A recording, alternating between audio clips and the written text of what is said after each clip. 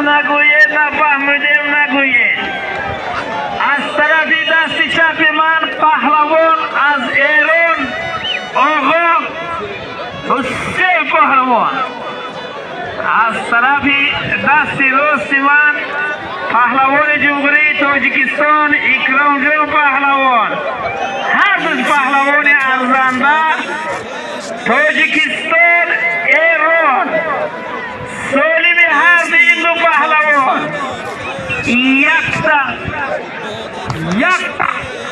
یکتا استی بوزی خدا هر دو تونده قوت دیا. سودیا فایزیدی پهلوان بیا موبایل دستش میگیریم.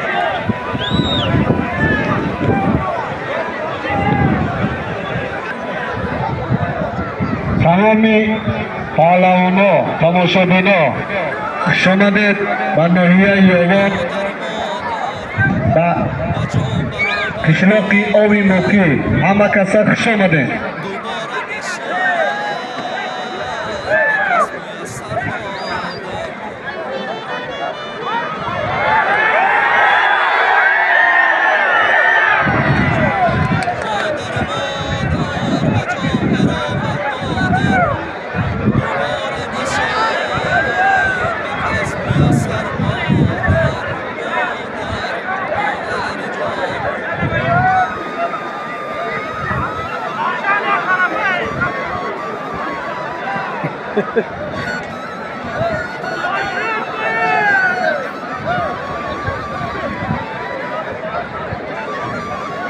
نوینان استاد خیرالله خوش آمدید. در ناحیه یوان خوش آمدید.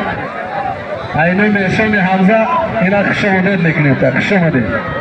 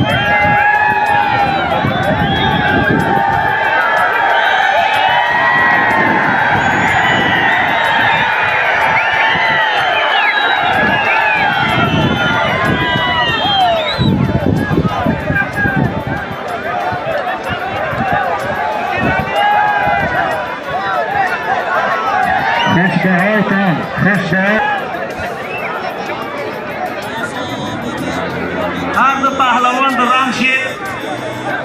بیا پهلوان ازبکستان بیا یکم میدان داد پهلوان بیا یک با سالی شده بود.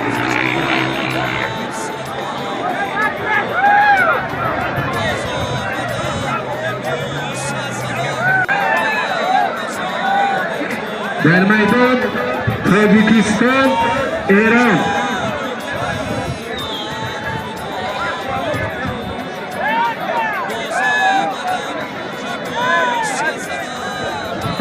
مردم گوش کنید. همین کامرانشو قطعی شیخ محمد درنگ کردن خط و خطان بچهش و خطان دیدن که چی خیلی گشتو بودین حاجتی گفتن نیست.